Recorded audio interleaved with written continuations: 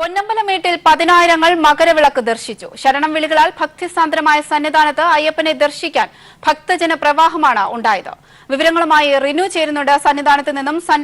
റിനു, പൊന്നമ്പലമേട്ടിൽ മകരജ്യോതി തെളിഞ്ഞു. പതിനായിരങ്ങളാണ് മകരജ്യോതി ദർശിക്കാനായി സന്നിധാനത്തെത്തിയത്. മറ്റു വിശദാംശങ്ങൾ.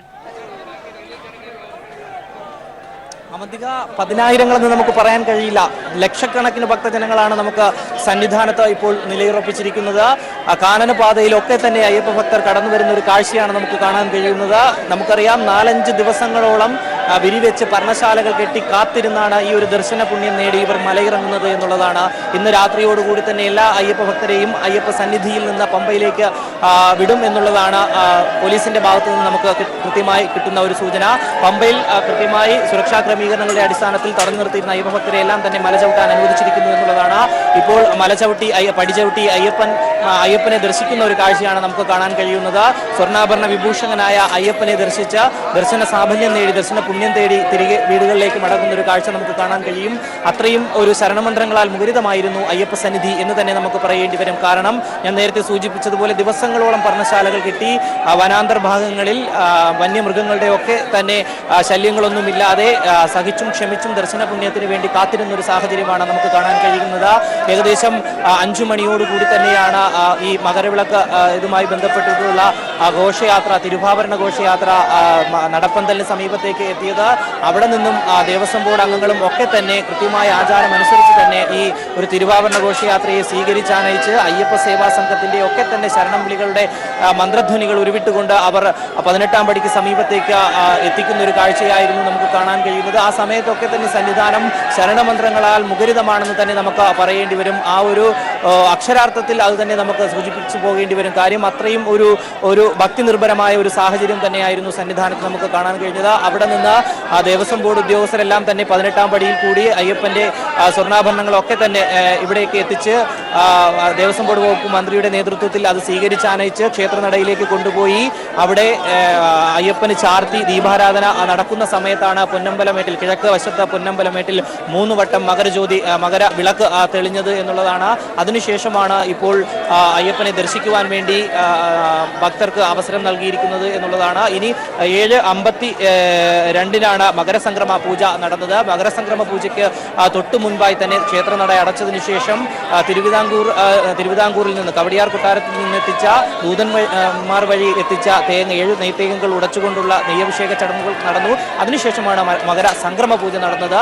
ഇത്തരത്തിലാണ് ചടങ്ങുകൾ ഇവിടെ നടക്കുന്നത്, ക്രമീകരിച്ചിരിക്കുന്നത്. 10:50 തന്നെ ഹരിവരാസനം പാടി നടയടയ്ക്കും. ശേഷം നാളെ രാവിലെ 3 മണിക്ക് മാസപൂജയ്ക്കായി നട തുറക്കും എന്നുള്ളതാണ്. 5 ദിവസത്തെ മാസപൂജകൾക്ക് ശേഷം 20-ാം തീയതിയോടുകൂടിയാണ് ക്ഷേത്രനട അടച്ച് ഈ ഒരു മണ്ഡല കാലത്തിന്റെ പരിസമാപ്തി ഇന്ന് തീരുകയാണെങ്കിലും മാസപൂജ 1-ാം തീയതി മലയാള മാസം നാളെയോടുകൂടി ചേരുന്നത് കൊണ്ട് 5 ദിവസം കൂടി തുടർന്നുള്ള പൂജകൾ കാണും. അതിനു ശേഷമായിരിക്കും ഇവിടെ നിന്ന് എല്ലാ ഭക്തജനങ്ങളും ഒപ്പം പോലീസ് ഉദ്യോഗസ്ഥരും ഒക്കെ തന്നെ ഇവിടെ നിന്ന് പുറപ്പെടുക. അതിനുശേഷം പുറപ്പെടാ ശാന്തിയായിട്ടുള്ള മേൽശാന്തിമാർ, അതായത് മാളികപ്പുറത്തെയും സന്നിധാനത്തെയും വാസുദേവൻ നമ്പൂതിരി മേൽശാന്തി ഉൾപ്പെടെ ഇവിടെ ഉണ്ടാകും എന്നുള്ളതാണ്. പുറപ്പെടാ ശാന്തിമാരാണ് അവർ. ഈ ഒരു വർഷക്കാലം അയ്യപ്പനെ സേവിച്ച് അയ്യപ്പ സന്നിധിയിൽ തന്നെ അവർ ഉണ്ടാകും എന്നുള്ളതാണ്. അതിനുശേഷം അടുത്ത വർഷം പുതിയ ശാന്തിമാരെ ദേവസ്വം ബോർഡ് തിരഞ്ഞെടുത്തതിനു ശേഷം അവർക്ക് ഈ ഒരു സ്ഥാനം കൈമാറിയതിനു ശേഷമായിരിക്കും അവർ ഇവിടെ നിന്ന് പോകുക എന്നുള്ളതാണ്. ഇത്തരത്തിലാണ് ഈ ശബരിമലയുടെ ഒരു ചടങ്ങ് ക്രമീകരിച്ചിരിക്കുന്നത് എന്നുള്ളതാണ്. എന്തായാലും സ്വർണ്ണാഭരണ വിഭൂഷകനായ അയ്യപ്പനെ കാണുവാൻ വേണ്ടി ആയിരങ്ങൾ, പതിനായിരങ്ങൾ, ലക്ഷങ്ങളാണ് സന്നിധാനത്തേക്ക് ഒഴുകിയെത്തുന്നത് എന്നുള്ളതാണ്. വലിയ ഒരു തിരക്ക് തന്നെയാണ് സന്നിധാനത്ത് അനുഭവപ്പെടുന്നത്. നേരത്തെ ഞാൻ സൂചിപ്പിച്ചതുപോലെ തിരുവാഭരണം 3 പേടകങ്ങളിലായിട്ടാണ് കൊണ്ടുവന്നത്. ഒന്നിൽ അയ്യപ്പന്റെ വസ്ത്രങ്ങളും ഒക്കെ തന്നെയാണ് എന്നുള്ളതാണ് വിശ്വാസം. മറ്റൊന്ന് ആയുധങ്ങളാണ്, മറ്റൊന്ന് ആഭരണങ്ങളാണ്. അദ്ദേഹം അണിയുന്ന രത്ന ആഭരണങ്ങൾ എന്നാണ് സങ്കല്പം. അത്തരത്തിലുള്ള ആഭരണങ്ങളാണ്. ഒന്നിൽ വാളും ഒക്കെയാണ്.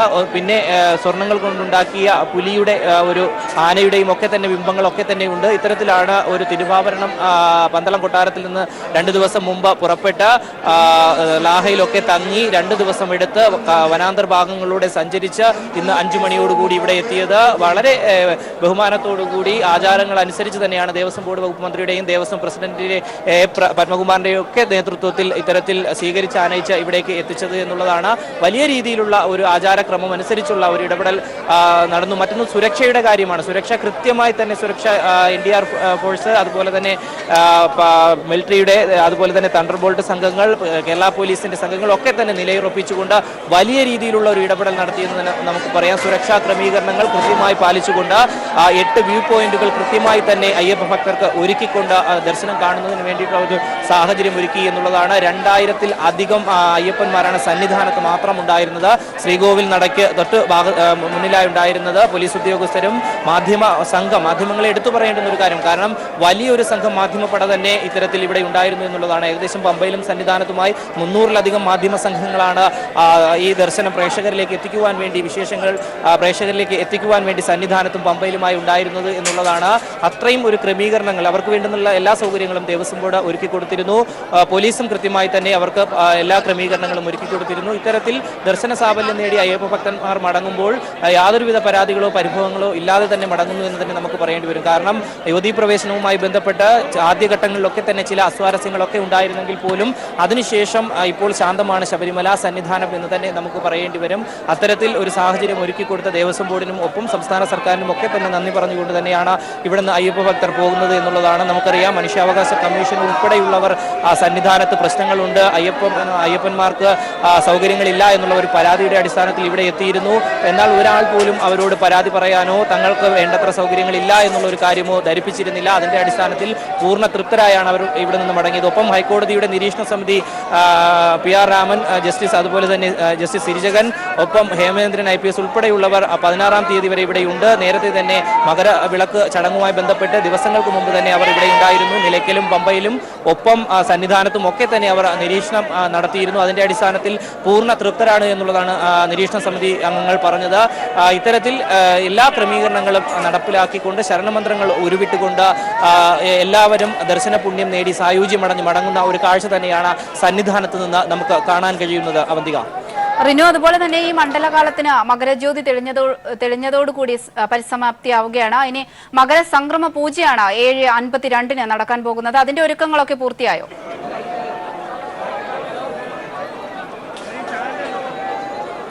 അവന്തിക, മകരസംക്രമ പൂജ 7:52 നടക്കുന്നത്. അതിനു മുന്നോടിയായി ഇപ്പോൾ കൃത്യമായി തന്നെ സ്വർണ്ണാഭരണ വിഭൂഷകനായ അയ്യപ്പനെ കാണുവാനുള്ള ഒരു സാഹചര്യം ഒരുക്കിയിട്ടുണ്ട്. 7:40 കൃത്യമായി നടയടയ്ക്കുമെന്നുള്ളതാണ്. അപ്പോൾ ഈ അയ്യപ്പന്മാരെ അവിടെ നിന്ന് തടഞ്ഞു നിർത്തും, മുകളിലേക്ക് വിടാതെ തടഞ്ഞു നിർത്തും. അതിനുശേഷം നടയടച്ചതിന് ശേഷം സ്വർണ്ണങ്ങളെല്ലാം, അതായത് ഈ ആഭരണങ്ങളെല്ലാം അഴിച്ചു വെച്ചതിന് ശേഷമായിരിക്കും, ഞാൻ നേരത്തെ സൂചിപ്പിച്ചതുപോലെ തിരുവിതാംകൂറിൽ കൊണ്ടുവന്ന നെയ്യഭിഷേക ചടങ്ങ് നടക്കുക.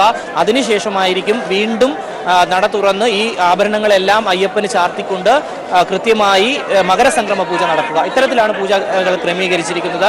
മകരസംക്രമ പൂജയ്ക്ക് തൊട്ടു മുമ്പാണ് തിരുവിതാംകൂറിൽ നിന്ന് വന്ന നെയ്യ് അഭിഷേകം ചെയ്യുന്നത്. അത് സാധാരണഗതിയിൽ നമുക്ക് പാത്രങ്ങളിലാണ് നെയ്യ് അഭിഷേകം ചെയ്യുന്നതിന് വേണ്ടി അയ്യപ്പന്റെ അടുത്തേക്ക് കൊടുക്കുന്നതെങ്കിൽ ഇത് ആ കൊണ്ടുവന്ന 7 തേങ്ങകളിൽ, ദൂതന്മാർ വഴി എത്തിച്ച 7 തേങ്ങകളിൽ അയ്യപ്പന്റെ മുന്നിൽ വെച്ച് തന്നെ അത് തട്ടിയുടച്ച് അയ്യപ്പന് നേദിച്ചതിന് ശേഷം ആ മുറിത്തേങ്ങയിൽ ആ അഭിഷേകം ചെയ്ത നെയ്യ് തിരികെ കൊടുക്കും. അതുമായി അവർ മടങ്ങുന്ന ഒരു കാഴ്ചയാണ് നമുക്ക് കാണാൻ കഴിയുക. ഒപ്പം 18-ാം തീയതി വരെയാണ് നെയ്യഭിഷേകം ക്രമീകരിച്ചിരിക്കുന്നത്. മാസപൂജ നാളെ തുടങ്ങി 18-ാം തീയതി വരെ കൃത്യമായി നെയ്യഭിഷേകം ചടങ്ങ് ക്രമീകരിച്ചിട്ടുണ്ട്. അതിനുശേഷം 19-ാം തീയതി നെയ്യഭിഷേക ചടങ്ങുകൾ പന്തളം കൊട്ടാരത്തിനാണ്. ആ ഒരു അവകാശം എന്ന് പറയുന്നത് പന്തളം കൊട്ടാരത്തിനാണ് നൽകുന്നത്. പന്തളം കൊട്ടാരമായിരിക്കും 19-ാം തീയതി നെയ്യഭിഷേകം നടത്തുവാൻ അവകാശമുള്ളൂ. അതിനുശേഷം 19-ാം തീയതിയോടുകൂടി തന്നെ എല്ലാ അയ്യപ്പ ഭക്തർക്കും ഇവിടെയുള്ള ദർശനം അവസാനിപ്പിക്കും. 20-ാം തീയതി ഒരു ദിവസം എന്ന് പറയുന്നത് പന്തളം കൊട്ടാരത്തിന് വേണ്ടി, കുടുംബത്തിന് വേണ്ടി മാത്രമുള്ള പൂജകളാണ്. അത് കഴിഞ്ഞ് പുലർച്ചയോടുകൂടി, രാവിലെയോടുകൂടി നടയടക്കുന്ന ഒരു കാഴ്ചയാണ് നമുക്ക് കാണാൻ കഴിയുക. അത്തരത്തിലാണ് ഈ ഒരു മാസപൂജ അവസാനിക്കുന്നത്. മണ്ഡലകാലത്തിന്റെ ഒരു പരിസമാപ്തി ഇന്ന് രാത്രി 10:50 ഹരിവരാസനം പാടി നടയടക്കുന്നതോടുകൂടി മണ്ഡല മകരവിളക്ക് ഉത്സവത്തിന് പരിസമാപ്തി ആവുന്ന ഒരു ചടങ്ങാണ്, പരിസമാപ്തി ആവുകയാണ് ചെയ്യുന്നത്. 10:50 ഹരിവരാസനം പാടി നടയടക്കുന്നതോടുകൂടി ഇങ്ങനെയാണ് ചടങ്ങുകൾ ക്രമീകരിച്ചിരിക്കുന്നത്. അതിനുശേഷം ഞാൻ നേരത്തെ സൂചിപ്പിച്ചതുപോലെ പുറപ്പെടാശാന്തിമാരായി പുറപ്പെടാതെ ഇവിടെ തന്നെ തങ്ങി അയ്യപ്പനെ സേവിച്ച മാളികപ്പുറത്തെ മേൽശാന്തി മാളികപ്പുറത്തമ്മയെയും സേവിച്ചുകൊണ്ട് ഇവിടെ തന്നെ തങ്ങുന്ന ഒരു സാഹചര്യം. അദ്ദേഹത്തിന് അവർക്കുള്ള ഒരു പരിചാരകർ മാത്രമാണ് അവരോടൊപ്പം ഇവിടെ ഉണ്ടാവുക. മറ്റ് സെക്യൂരിറ്റി ഉദ്യോഗസ്ഥർ മാത്രം ഉണ്ടാകും. മറ്റ് ആരും തന്നെ സന്നിധാനത്ത് ഉണ്ടാകില്ല എന്നുള്ളതാണ്. ഒരു വർഷക്കാലം നീണ്ടു നിൽക്കുന്ന അയ്യപ്പനെ സേവിച്ചതിന് ശേഷം മാസപൂജകളൊക്കെ തന്നെ നടത്തി അടുത്ത വർഷത്തെ മണ്ഡലകാലം ആരംഭിക്കുമ്പോൾ കൃത്യമായി തന്നെ പുതിയ മേൽശാന്തിമാരെ നിയമിച്ചതിന് ശേഷം ആ മേൽശാന്തിമാർ ഇവിടെ എത്തി സ്ഥാനം കൈമാറിയതിനു ശേഷം നമുക്കറിയാം കഴിഞ്ഞ ദിവസങ്ങളിലൊക്കെ തന്നെ മണ്ഡലവിളക്കുമായി ഉത്സവം ആരംഭിക്കുന്നതിന് തൊട്ട് മുമ്പ് തന്നെ ചിത്തിരാട്ട വിശേഷ പൂജ കഴിഞ്ഞ് പുതിയ മേൽശാന്തിമാരൊക്കെ ഇവിടെ എത്തുമ്പോൾ പഴയ മേൽശാന്തിമാർ യാത്ര പറഞ്ഞു പോകുന്നത് വളരെ വികാരനിർഭരമായ ഒരു കാഴ്ചയാണ്. കാരണം ഒരു വർഷക്കാലം അയ്യപ്പനെ കൃത്യമായി സേവിച്ചുകൊണ്ട് അയ്യപ്പന്റെ അടുത്ത് നിന്ന് യാത്ര പറഞ്ഞ് എല്ലാ താക്കോലും ഒക്കെ തന്നെ ഏൽപ്പിച്ചുകൊണ്ട് ഇവിടെ നിന്ന് പടി ഇറങ്ങി പോകുന്ന ഒരു കാഴ്ച. അവർക്ക് മാത്രമാണ് പടി ചവിട്ടി തിരിച്ചിറങ്ങാനുള്ള ഒരു അവകാശം നൽകിയിരിക്കുന്നത്. പടി ചവിട്ടി ഇറങ്ങി യാത്ര പറഞ്ഞു പോകുന്ന ഒരു വികാരനിർഭരമായ കാഴ്ചയുണ്ട്. അത് ആ വർഷാവസാനമാണ്. ഇതേ മേൽശാന്തിമാർക്ക് അടുത്ത വർഷമായിരിക്കും അത്തരത്തിൽ പുതിയ മേൽശാന്തികൾ സ്ഥാനമേൽക്കുമ്പോൾ തിരികെ പോകാൻ കഴിയുക. ഇത്തരത്തിലാണ് ചടങ്ങുകളൊക്കെ തന്നെ സന്നിധാനത്ത് പുരോഗമിക്കുന്നത്. ഏറ്റവും എടുത്തു പറയേണ്ടുന്ന ഒരു കാര്യം ഞാൻ നേരത്തെ സൂചിപ്പിച്ചതുപോലെ സുരക്ഷാ ക്രമീകരണങ്ങൾ തന്നെയാണ്. ആദ്യ ചിത്തിരാട്ട വിശേഷ പൂജയ്ക്കൊക്കെ തന്നെ അക്രമങ്ങൾ ഉണ്ടായെങ്കിൽ പോലും വലിയ രീതിയിലുള്ള ഒരു ഇടപെടൽ പോലീസിന്റെ ഭാഗത്തു നിന്ന് ഉണ്ടായിട്ടുണ്ട്. ഇന്ന് അർദ്ധരാത്രി 14-ാം തീയതി അർദ്ധരാത്രി വരെയാണ് നിരോധനാജ്ഞ നീട്ടിക്കൊണ്ട് പോലീസ് ഉത്തരവായിരിക്കുന്നത്. ഇനി വൈകുന്നേരം നമുക്ക് രാത്രിയോടുകൂടി അറിയാൻ കഴിയും കൃത്യമായി നിരോധനാജ്ഞ നീട്ടുമോ എന്നുള്ളത്. നിരോധനാജ്ഞ നീട്ടിക്കൊണ്ട് പോകാനായിരിക്കും സാധ്യത എന്നുള്ള കാര്യം. മാസപൂജയുമായി ബന്ധപ്പെട്ടുകൊണ്ടും വളരെയധികം സുരക്ഷ ക്രമീകരിക്കേണ്ട. പതിനായിരങ്ങൾ മകരവിളക്ക് ദർശിച്ചു. ശരണം വിളികളാൽ ഭക്തിസാന്ദ്രമായ സന്നിധാനത്ത് അയ്യപ്പനെ ദർശിക്കാൻ ഭക്തജന പ്രവാഹമാണ് ഉണ്ടായത്. വിവരങ്ങളാണ് റിനു നൽകിയത്. മഞ്ജു പൊന്നു 18-ാം പടി ചവിട്ടി അയ്യപ്പ ദർശനം നടത്തിയതിന്റെ കൂടുതൽ ദൃശ്യങ്ങൾ പുറത്തായി. കഴിഞ്ഞ 8-ാം തീയതി രാവിലെ 7:15-നാണ് മഞ്ജു ശ്രീകോവിലിൽ പ്രവേശിച്ചത്. ശബരിമലയിലെ യുവതീ പ്രവേശനത്തിന്റെ വാർത്തകൾ പങ്കുവയ്ക്കുന്നതിനായി രൂപീകരിച്ച ഓൺലൈൻ കൂട്ടായ്മയായ നവോത്ഥാന കേരളം ശബരിമലയിലേക്ക് എന്ന ഫേസ്ബുക്ക് പേജിലാണ് ചിത്രങ്ങളും വീഡിയോയും സഹിതം വെളിപ്പെടുത്തൽ വന്നിരിക്കുന്നത്. ശബരിമലയിൽ 18-ാം പടി ചവിട്ടി സന്നിധാനത്ത് പ്രവേശിക്കുന്ന ദൃശ്യങ്ങളാണ് പേജിൽ പോസ്റ്റ് ചെയ്തത്. ദളിത് മഹിളാ ഫെഡറേഷനും മഹിളാ കോൺഗ്രസിന്റെയും നേതാവായ മഞ്ജു സന്നിധാനത്തെത്തിയ ദൃശ്യങ്ങൾ നവോത്ഥാന കേരളം ശബരിമലയിലേക്ക് എന്ന ഫേസ്ബുക്ക് പേജിലൂടെ നേരത്തെ പുറത്തുവിട്ടിരുന്നു. പോലീസ് സുരക്ഷയില്ലാതെയാണ് മഞ്ജു ദർശനം നടത്തിയത്. News desk. ഇനി മറ്റു വാർത്തകൾ നോക്കാം. ആലപ്പാട് കുറെ കാലമായി ഖനനം നടക്കുന്നുവെന്നും ആശങ്ക ദൂരീകരിക്കാനുള്ള ഇടപെടൽ സർക്കാരിന്റെ ഭാഗത്തു നിന്നുണ്ടാകുമെന്നും കോടിയേരി ബാലകൃഷ്ണൻ. പ്രദേശത്തെ ആളുകൾ മാത്രമല്ല ഇപ്പോൾ സമരം നടത്തുന്നത്. ചിലർക്ക് ദുരുദ്ദേശമുണ്ടാകാം, അത് നടപ്പാവില്ല. പരിസ്ഥിതി സംരക്ഷിച്ചുകൊണ്ടുള്ള വ്യവസായവൽക്കരണമാണ് സർക്കാർ ഉദ്ദേശിക്കുന്നതെന്നും ന്യായമായ പ്രശ്നങ്ങൾ പരിഹരിച്ച് അവിടെ താമസിക്കുന്ന ആളുകൾക്ക് എന്തെങ്കിലും പ്രശ്നമുണ്ടോ എന്ന് പരിശോധിക്കുമെന്നും കോടിയേരി വ്യക്തമാക്കി. ആലപ്പാട് സമരം എന്തിനു വേണ്ടിയെന്ന വ്യവസായ മന്ത്രി. ആലപ്പാട്ടുകാർ ആരും സമരത്തിനില്ലെന്നും ഖനനം നിർത്തേണ്ട കാര്യമില്ലെന്നും ഇ.പി. ജയരാജൻ. ആലപ്പാട് വിഷയത്തിൽ വസ്തുതാവിരുദ്ധമായ കാര്യങ്ങൾ പ്രചരിപ്പിക്കുന്നുവെന്നും ഇ.പി. ജയരാജൻ കണ്ണൂരിൽ പറഞ്ഞു. മൈനിങ് നിർത്തിവെക്കണം എന്ന് ആരെങ്കിലും ആഗ്രഹിക്കുന്നുണ്ടെങ്കിൽ അത് നിർത്താൻ പോകുന്നില്ല. 240 കുടുംബങ്ങളെ വഴിയാധാരാക്കണമെന്നല്ലേ, അവരെ തൊഴിലില്ലാത്തവരാക്കി തീർക്കണമെന്നല്ലേ, ആ കമ്പനി പൂട്ടണമെന്നല്ലേ. കമ്പനി പൂട്ടാനല്ല ജനങ്ങൾ ഞങ്ങൾ അധികാരം ഏൽപ്പിച്ചിട്ടുള്ളത്. കമ്പനി തുറന്ന് പ്രവർത്തിച്ച് രാജ്യത്തെ സംരക്ഷിക്കാനാണ്. അതുകൊണ്ട് കമ്പനി പൂട്ടണം ധരിച്ചിട്ട് ആരും പുറപ്പെടേണ്ടതില്ല, പൂട്ടിക്കാൻ സാധിക്കില്ല.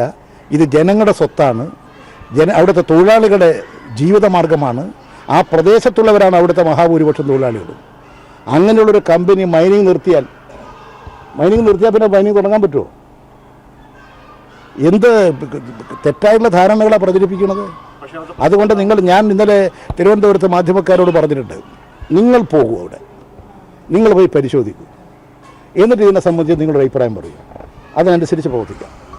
കർണാടക സർക്കാരിനെ താഴെയിറക്കാൻ കുതിരക്കച്ചവടവുമായി ബി.ജെ.പി. 10 കോൺഗ്രസ് എംഎൽഎമാരും 3 ജെ.ഡി.യു എംഎൽഎമാരും ബി.ജെ.പി. ക്യാമ്പിലെത്തിയതായും സൂചന. അതേസമയം അവിശ്വാസ പ്രമേയം കൊണ്ടുവരുമെന്ന് യെദ്യൂരപ്പ. വിവരങ്ങളുമായി കുഞ്ഞപ്പൻ ചേരുന്നുണ്ട് ബംഗളൂരുവിൽ നിന്നും. കുഞ്ഞപ്പൻ, കൂടുതൽ വിശദാംശങ്ങൾ. കർണാടകത്തിൽ മകരസംക്രാന്തി ദിവസം ബി.ജെ.പിയുടെ ഓപ്പറേഷൻ തന്ത്രം വിജയിക്കുമെന്നുള്ള പ്രതീക്ഷയിലാണ് കർണാടകത്തിലെ ബി.ജെ.പി. കേന്ദ്രം. ലോക്സഭാ തെരഞ്ഞെടുപ്പിന് മുമ്പ് കർണാടകത്തിലെ കോൺഗ്രസ് ജെ.ഡി.എസ് കൂട്ടുമന്ത്രിസഭയെ താഴെയിറക്കുമെന്നുള്ള പ്രചരണമാണ് ബി.ജെ.പി. കേന്ദ്രത്തിൽ നിന്നും അറിയാൻ കഴിഞ്ഞത്. കോൺഗ്രസിൽ നിന്നും 10 എംഎൽഎമാരും ജെ.ഡി.എസിൽ നിന്നും 3 എംഎൽഎമാരെയും കുതിരക്കച്ചവടത്തിലൂടെ ബി.ജെ.പിയുടെ പാളത്തിലേക്ക് എത്തിക്കുമെന്നും ബി.ജെ.പി. വൃത്തങ്ങൾ പ്രചരിപ്പിച്ചുകൊണ്ടിരിക്കുന്നു. കർണാടക സർക്കാരിനെതിരെ അവിശ്വാസ പ്രമേയം കൊണ്ടുവന്ന് സർക്കാരിനെ താഴെയിറക്കാനുള്ള ശ്രമത്തിലാണ് ബി.ജെ.പി. കേന്ദ്രങ്ങൾ നിന്നും അറിയാൻ കഴിഞ്ഞത്. ഭരണപക്ഷത്തുള്ള 3 എംഎൽഎമാരെ ബി.ജെ.പി. റിസോർട്ടിൽ താമസിപ്പിച്ചിട്ടുണ്ടെന്നും ബി.ജെ.പി. അവകാശപ്പെടുന്നു. പക്ഷേ എന്നിരുന്നാലും വരും നാളുകളിൽ ബി.ജെ.പിയിൽ നിന്ന് എംഎൽഎമാർ ഭരണപക്ഷത്തേക്ക് വരുമെന്നാണ് മുഖ്യമന്ത്രി കുമാരസ്വാമി അവകാശപ്പെടുന്നത്. ശരി, കുഞ്ഞപ്പനാണ് ബംഗളൂരുവിൽ നിന്ന് വിവരങ്ങൾ നൽകിയത്. കനയ്യക്കെതിരെ ആരോപിക്കുന്ന രാജ്യദ്രോഹ കേസിൽ പോലീസ് കുറ്റപത്രം സമർപ്പിച്ചു. ജെഎൻയുവിൽ നടന്ന വിദ്യാർത്ഥി റാലിയിൽ ഇന്ത്യ വിരുദ്ധ മുദ്രാവാക്യം വിളിച്ചുവെന്ന ആരോപണത്തിന്റെ അടിസ്ഥാനത്തിലാണ് കനയ്യകുമാർ ഉൾപ്പെടെ 10 പേർക്കെതിരെ കുറ്റപത്രം സമർപ്പിച്ചത്. എന്നാൽ തെരഞ്ഞെടുപ്പ് അടുത്തിരിക്കെ കുറ്റപത്രം സമർപ്പിച്ചത് രാഷ്ട്രീയ പ്രേരിതമാണെന്ന് കനയ്യകുമാർ വ്യക്തമാക്കി. കുറ്റപത്രം നാളെ കോടതി പരിഗണിക്കും. പാർലമെന്റ് ആക്രമണ കേസിലെ സൂത്രധാരൻ അഫ്സൽ ഗുരുവിനെ തൂക്കിലേറ്റിയതിനെതിരെ 2016 ഫെബ്രുവരിയിൽ ജെഎൻയു ക്യാമ്പസിൽ നടന്ന പരിപാടിയിൽ രാജ്യവിരുദ്ധ മുദ്രാവാക്യങ്ങൾ വിളിച്ചുവെന്നാണ് ഇവർക്കെതിരെയുള്ള ആരോപണം. രാജ്യദ്രോഹത്തിന് പുറമെ കലാപമുണ്ടാക്കൽ, അനധികൃതമായി സംഘം ചേരൽ എന്നിവയാണ് 10 പേർക്കെതിരെ ചുമത്തിരിക്കുന്ന കുറ്റങ്ങൾ. ദില്ലി പോലീസിലെ സ്പെഷ്യൽ സെല്ലാണ് കേസ് അന്വേഷിച്ചിരുന്നത്. 1200 പേജുകളുള്ള കുറ്റപത്രമാണ് ദില്ലി പട്യാല ഹൌസ് കോടതിയിൽ സമർപ്പിച്ചിരിക്കുന്നത്. കനയ്യകുമാറാണ് പ്രകടനത്തിന് നേതൃത്വം നൽകിയതെന്നും മുദ്രാവാക്യം വിളിച്ചതെന്നും പോലീസ് കുറ്റപത്രത്തിൽ ആരോപിച്ചിട്ടുണ്ട്. കനയ്യകുമാറിന് പുറമെ സയ്യിദ് ഉമർ ഖാലിദ്, അനിർബാൻ ഭട്ടാചാര്യ, അക്യൂബ് ഹുസൈൻ, മുജീബ് ഹുസൈൻ, മുനീബ് ഹുസൈൻ, ഉമ്മർ ഗുൾ, റയീസ് റസൂൽ, ബാഷാരത്ത് അലി, ഖാലിദ് ബഷീർ ഭട്ട് എന്നിവരാണ് കേസിലെ മറ്റു പ്രതികൾ. അതേസമയം പ്രാഥമിക അന്വേഷണ റിപ്പോർട്ടിൽ ഉൾപ്പെടുത്തിയ ഷെഹ്ലെ റാഷിദി അടക്കം 32 പേർക്കെതിരെ മതിയായ തെളിവുകൾ ഇപ്പോഴും പോലീസിന്റെ പക്കലില്ല. എന്നാൽ തെരഞ്ഞെടുപ്പ് അടുത്തിരിക്കെ കുറ്റപത്രം സമർപ്പിച്ചത് രാഷ്ട്രീയ പ്രേരിതമാണെന്നും രാജ്യത്തെ നിയമവ്യവസ്ഥയിൽ വിശ്വാസമുണ്ടെന്നും കനയ്യകുമാർ വ്യക്തമാക്കി. News bureau, Delhi. കേന്ദ്ര വിജിലൻസ് കമ്മീഷണർ കെ വി ചൌധരിയെ പുറത്താക്കണമെന്ന് സിപിഎം കേന്ദ്ര കമ്മിറ്റി. രാകേഷ് അസ്താനയ്ക്കെതിരായ അഴിമതി കേസിൽ സിവിസി വഴിവിട്ട് ഇടപെട്ടതിന്റെ വിവരങ്ങൾ പുറത്തു വന്നിട്ടുണ്ടെന്നും സിബിഐയിലെ ആഭ്യന്തര തർക്കങ്ങൾ കൈകാര്യം ചെയ്തത് എങ്ങനെയെന്നത് സംബന്ധിച്ച് അന്വേഷണം നടത്തണമെന്നും കേന്ദ്ര കമ്മിറ്റി പ്രസ്താവനയിൽ ആവശ്യപ്പെട്ടു. കേന്ദ്ര സർക്കാരിലെ ഉന്നതർ പങ്കാളികളായ റഫാൽ ഉൾപ്പെടെയുള്ള അഴിമതി കേസുകൾ പുറത്തുവരുമെന്ന് ഭയപ്പെട്ടാണ് നരേന്ദ്രമോദി അലോക് വർമ്മയെ തിടുക്കപ്പെട്ട് പുറത്താക്കിയതെന്നും സിപിഎം ആരോപിച്ചു. കമ്പ്യൂട്ടറുകളും മൊബൈൽ ഫോണുകളും നിരീക്ഷിക്കാനുള്ള കേന്ദ്ര സർക്കാരിന്റെ വിവാദ ഉത്തരവ് ഇടക്കാലമായി സ്റ്റേ ചെയ്യാൻ സാധിക്കില്ലെന്ന് സുപ്രീംകോടതി. കേന്ദ്ര സർക്കാരിന്റെ മറുപടി കേട്ട ശേഷം മാത്രമേ ഇക്കാര്യത്തിൽ തീരുമാനമെടുക്കാനാകൂ എന്നും സുപ്രീംകോടതി വ്യക്തമാക്കി. വിഷയത്തിൽ 6 ആഴ്ചയ്ക്കകം മറുപടി നൽകണമെന്ന് കേന്ദ്രത്തോട് കോടതി ഉത്തരവിട്ടു. പൗരന്റെ സ്വകാര്യതയിൽ കടന്നുകയറാൻ 10 അന്വേഷണ ഏജൻസികൾക്ക് അനുമതി നൽകുന്ന ഉത്തരവ് ജനാധിപത്യ വിരുദ്ധമാണെന്ന് ചൂണ്ടിക്കാട്ടിയുള്ള ഹർജിയിലാണ് സുപ്രീം കോടതിയുടെ ഇടപെടൽ. കേന്ദ്ര സർക്കാരിന്റെ വിവാദ ഉത്തരവ് ഇടക്കാലമായി സ്റ്റേ ചെയ്യണമെന്നാവശ്യപ്പെട്ട് 4 പൊതുതാൽപര്യ ഹർജികളാണ് ചീഫ് ജസ്റ്റിസ് രഞ്ജൻ ഗൊഗോയുടെ അധ്യക്ഷതയിലുള്ള ബെഞ്ചിന് മുമ്പാകെ എത്തിയത്. കമ്പ്യൂട്ടറുകളും മൊബൈൽ ഫോണുകളും ഉൾപ്പെടെയുള്ള എല്ലാ ഡിജിറ്റൽ ആശയവിനിമയങ്ങളും നിരീക്ഷിക്കുന്നതിന് അന്വേഷണ ഏജൻസികൾക്ക് സർവ്വസ്വാതന്ത്ര്യം നൽകുന്ന വിവാദ ഉത്തരവ് കഴിഞ്ഞ ഡിസംബർ 20-നായിരുന്നു കേന്ദ്ര ആഭ്യന്തര മന്ത്രാലയം പുറത്തിറക്കിയത്. കേന്ദ്ര സർക്കാരിന്റെ ഉത്തരവ് പൗരന്റെ സ്വകാര്യതയിലേക്കുള്ള കടന്നുകയറ്റമാണ്.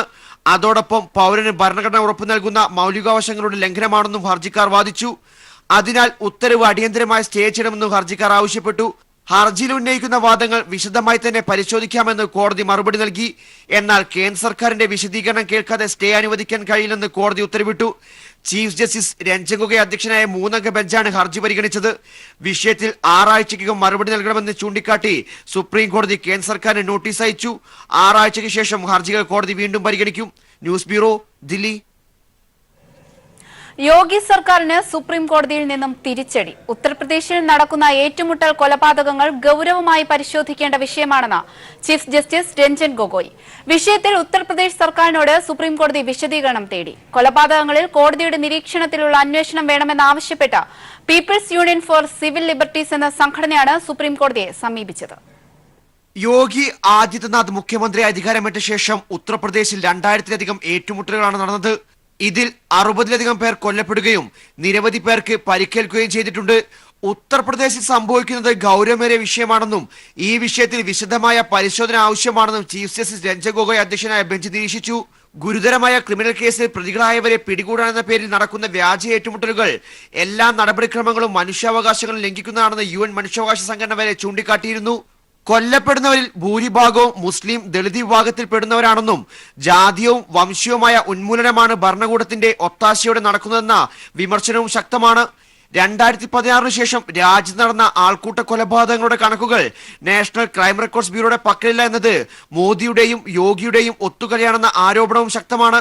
ഉത്തർപ്രദേശിലെ വ്യാജ ഏറ്റുമുട്ടലുകളിൽ കോടതി നിരീക്ഷണത്തിലുള്ള സ്വതന്ത്ര അന്വേഷണം ആവശ്യപ്പെട്ടുള്ള പൊതുതാൽപര്യ ഹർജിയിലാണ് കോടതിയുടെ ഇടപെടൽ.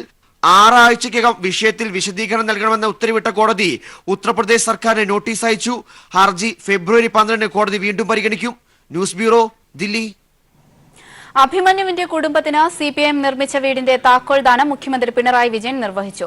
വട്ടവടയിൽ വെച്ച് നടന്ന ചടങ്ങിൽ പാർട്ടി സമാഹരിച്ച ധനസഹായവും മുഖ്യമന്ത്രി അഭിമന്യുവിന്റെ കുടുംബത്തിന് കൈമാറി. വട്ടവടയിൽ നിന്നും സമീർ വിവരങ്ങൾ നൽകും. അഭിമന്യുവിന്റെ ഓർമ്മകൾ ജ്വലിച്ചു നിന്ന അന്തരീക്ഷത്തിലായിരുന്നു ചടങ്ങ്. രക്ഷിതാക്കളായ മനോഹരൻ, ഭൂപതി എന്നിവരെ ആശ്വസിപ്പിച്ച ശേഷം മുഖ്യമന്ത്രി പിണറായി വിജയൻ വീടിന്റെ താക്കോൽദാനവും സഹായനിധി കൈമാറ്റവും നിർവഹിച്ചു. സ്ഥലത്തിനും വീട് നിർമ്മാണത്തിനുമായി 39 ലക്ഷം രൂപയാണ് ചെലവായത്. സഹായനിധിയിൽ 23,75,000 രൂപ നിക്ഷേപമുണ്ട്. അഭിമന്യുവിന്റെ ഓർമ്മയ്ക്കായി വട്ടവടയിൽ നിർമ്മിച്ച ലൈബ്രറിയുടെ ഉദ്ഘാടനവും മുഖ്യമന്ത്രി നിർവഹിച്ചു. മന്ത്രി M Mani, MP advocate Joyce George, MLA S Rajendran, CPIM ജില്ലാ സെക്രട്ടറിമാരായ KK ജയചന്ദ്രൻ, CN മോഹനൻ, അഭിമന്യുവിനൊപ്പം അക്രമത്തിന് ഇരയായ അർജുൻ, അഭിമന്യുവിന്റെ ജീവിതം ആസ്പദമാക്കിയുള്ള സിനിമയിലെ താരങ്ങൾ തുടങ്ങി പ്രമുഖർ ചടങ്ങിന് സാക്ഷികളായി എത്തിയിരുന്നു.